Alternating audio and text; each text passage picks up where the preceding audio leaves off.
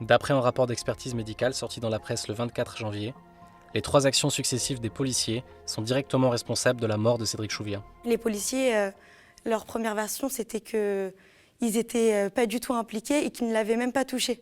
Là, petit à petit, plus l'enquête avance, plus on se rend compte qu'ils ont menti du début jusqu'à la fin. Vincent Bringart, bonjour. Vous êtes l'avocat de la famille Chouviat. 2 ans après les faits, une expertise judiciaire qui a été produite le 8 janvier vient d'être rendue publique. Elle vient confirmer ce que vous disiez depuis le début, c'est-à-dire l'implication des policiers dans la mort de Cédric Chouviat et l'interpellation violente, donc la clé d'étranglement et le plaquage ventral qui ont conduit à un manque d'oxygène. Est-ce que c'est une bonne nouvelle? Quelle va être la suite judiciaire après cette nouvelle expertise? C'est une étape extrêmement importante qui a été franchie avec cette expertise, qui est donc une expertise de synthèse, parce qu'on a la confirmation définitive que c'est bien l'action des policiers qui est à l'origine du décès de Cédric Chouviat. Effectivement, c'est ce qu'on a soutenu avec la famille depuis le début de cette procédure, où on avait non seulement des vidéos, on avait également des témoignages qui étaient constants sur cette réalité, mais il y avait une information judiciaire, et qui dit information judiciaire dit aussi acte d'investigation. Donc il y a ce qui est de l'ordre de l'impression et il y a ce qui est constaté judiciairement. Et désormais, c'est inscrit dans le marbre de l'information judiciaire. On a bien cette confirmation de la responsabilité de l'action des policiers sur ce décès. 3 policiers ont été mis en examen, le 4e sous le statut de témoin assisté. Ça fait 2 ans que la procédure quand même a lieu. C'est quoi les prochaines échéances? Est-ce que cette expertise va venir accélérer la suite des événements ou est-ce que vous craignez que ça continue à patauger? Déjà, ce qu'on peut dire, c'est que 2 ans en matière d'information judiciaire, ce n'est pas une durée extraordinairement longue, je veux dire, de façon générale. Mais par contre, là, les faits sont quand même clairs, ils sont aussi simples. Et on ne comprend pas véritablement les raisons pour lesquelles on se retrouve aujourd'hui à plus de 2 ans d'information judiciaire avec encore des pans du dossier qui semblent susciter aux yeux des magistrats des interrogations, là où on a cette double réalité non seulement des vidéos et désormais de ces expertises médicales qui sont tout à fait constantes. Donc nous, on attend que toutes les conséquences soit tiré quant non seulement aux mises en examen, que l'ensemble de l'équipage soit mis en examen et aussi que les qualifications pénales appropriées soient choisies parce que ce que nous soutenons aussi, c'est qu'il y a eu un caractère volontaire compte tenu du fait qu'il ne pouvait ignorer l'état de détresse dans lequel se trouvait à ce moment-là Cédric Chouviat parce qu'il a quand même été projeté au sol. Ce sont des professionnels du maintien de l'ordre, c'est-à-dire que ce ne sont pas des personnes qui agissaient pour la première fois sur la voie publique et donc qui voyaient bien qu'il avait un casque, qui voyaient bien la situation dans laquelle il a été mis en le maintenant plusieurs minutes au sol et avec un délai de réaction qu'on n'explique pas. C'est-à-dire qu'on n'explique pas pourquoi est-ce que des policiers qui sont donc des professionnels de la gestion du maintien de l'ordre ont tardé à ce point à réagir. Et on entend ici ou là que finalement ce serait une situation de stress qui aurait expliqué la tardivité de la réaction. Mais ce serait surréaliste de penser que des policiers pourraient, eh bien, parce qu'ils seraient soumis au stress, capables de tuer un homme sur la voie publique. Donc ça, c'est le premier point, en tout cas cette confirmation à travers l'information judiciaire. Les prochaines étapes maintenant, peut-être, ce sera de nouvelles auditions des policiers au regard précisément de ce rapport de synthèse. Et il y a aussi un élément qui nous semblera très important, c'est qu'il puisse y avoir une reconstitution. En tout cas, c'est notre volonté, c'est la volonté de la famille aussi parce qu'on a besoin de savoir. Parce que ce que nous soutenons, c'est qu'ils ont entendu les cris de détresse de Cédric Chouviat, mais on a aussi besoin de savoir que c'est constaté judiciairement, et pour cela, eh bien, la reconstitution est fondamentale. On sait que Cédric Chouviat a répété à plusieurs reprises « j'étouffe ». On sait aussi qu'il y avait une proximité physique avec les policiers qui fait qu'on ne peut pas imaginer et concevoir qu'il ne l'ait pas entendu. Je veux dire, il n'était pas non plus dans une rave party. C'était une rue, mais le fait est qu'ils avaient une proximité qui aurait pu permettre d'entendre ces cris. Donc, c'est désormais ce que nous attendons. Et puis après, je veux dire, de façon un peu plus personnelle, on attend aussi qu'il eh bien, il y ait une reconnaissance de responsabilité de la part des policiers. Et je pense que cette reconnaissance de responsabilité de la part des policiers sera aussi extrêmement importante pour le travail de deuil que fait la famille. Parce qu'évidemment, même s'il y a une logique judiciaire et si on attend que les responsabilités soient actées, il y a aussi une dimension humaine qui est primordiale, si ce n'est prioritaire, et qui fait qu'on s'explique difficilement le déni déni dans lequel, pour l'instant, ces policiers se réfugient. Mais du coup, c'est quand même une bonne nouvelle. Est-ce que cette expertise, parce que c'est des experts qui sont mandatés par la justice, par la juge d'instruction qui est en charge de l'affaire, ça va plutôt du coup dans le bon sens? C'est une étape déterminante et ça va évidemment dans le bon sens parce que on est habitué parfois dans des dossiers d'ailleurs de violence policière à ce qu'il puisse y avoir des batailles d'experts. Expertise contre expertise. Expertise contre expertise, ouais. Évidemment avec parfois d'ailleurs de fortes présomptions quant à une absence d'indépendance de certains experts qui vont évidemment curieusement venir au soutien de la parole des policiers. Mais là, on a la confirmation en tout cas qu'il y a une expertise qui a été menée de façon neutre, de façon indépendante et qu'on a une information judiciaire qui est menée à décharge et que désormais, il y a une confirmation qu'il n'y a pas d'autres facteurs que l'action des policiers de nature à expliquer le décès. Sophia Chouvia, bonjour, merci d'avoir accepté aussi notre invitation. Vous êtes confiante, comment vous avez reçu cette information, cette expertise? Quand j'ai appris ce nouvel élément de l'enquête, c'était un sentiment de soulagement parce que depuis 2 ans quand même c'est long d'attendre enfin que ça soit prouvé que les policiers qui étaient concernés dans l'affaire et le jour de l'interpellation de la mort de mon père sont réellement impliqués et que c'est aussi à cause des pratiques qu'ils ont faites ce jour-là.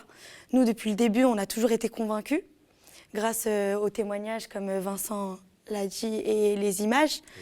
Mais aujourd'hui, à l'aide d'une expertise quand même médicale où ceux qui effectuent ça, c'est des personnes neutres.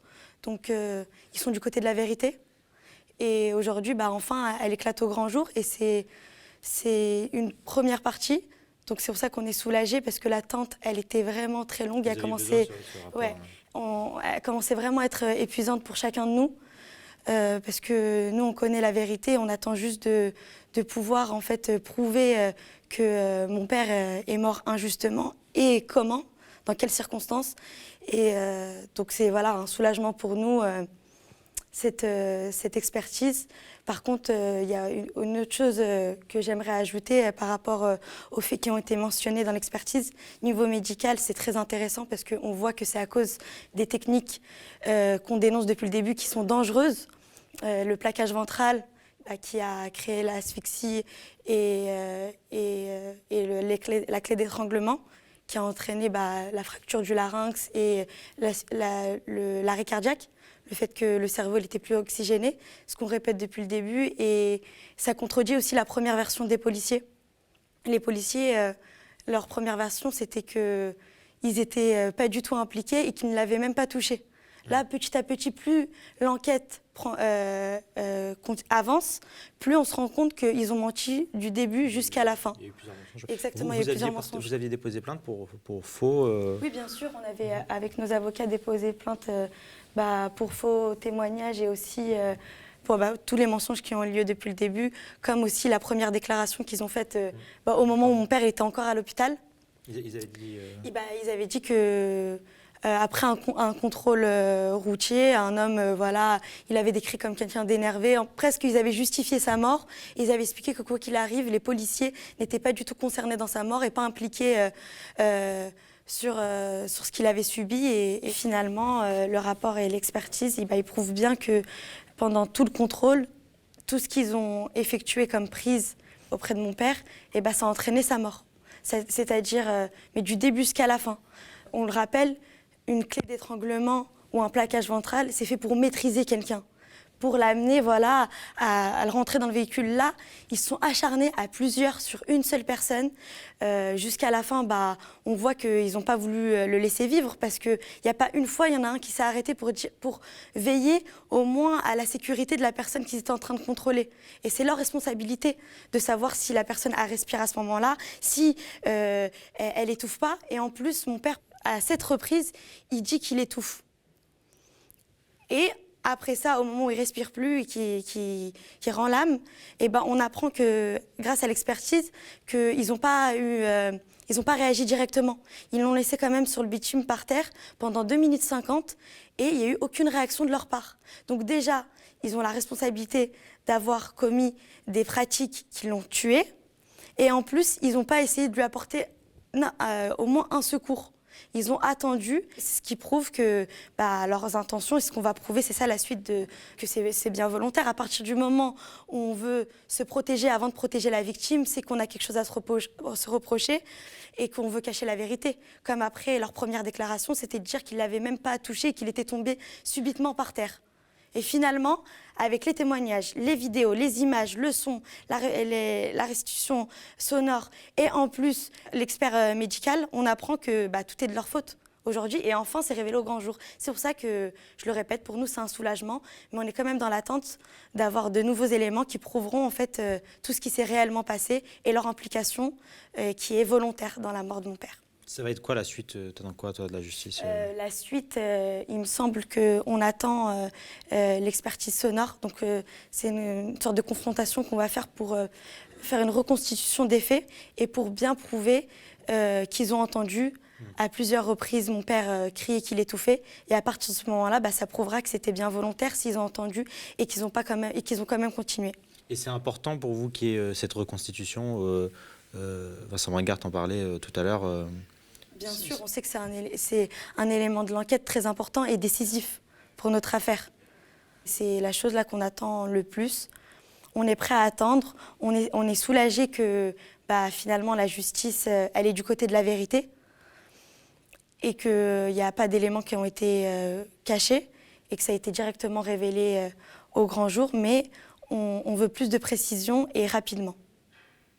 Finalement, on a été satisfait de l'expertise, à part sur quelques points où il précise que peut-être c'est justifié qu'ils ne sont pas intervenus directement au moment où il était par terre et pourquoi pour un moment de stress. Mais nous, déjà, ce n'était pas nécessaire dans l'expertise de mentionner ça. Ce n'est pas à eux de prouver ça, ça sera au juge et à l'expertise sonore. C'est pour ça qu'elle est importante dans notre affaire.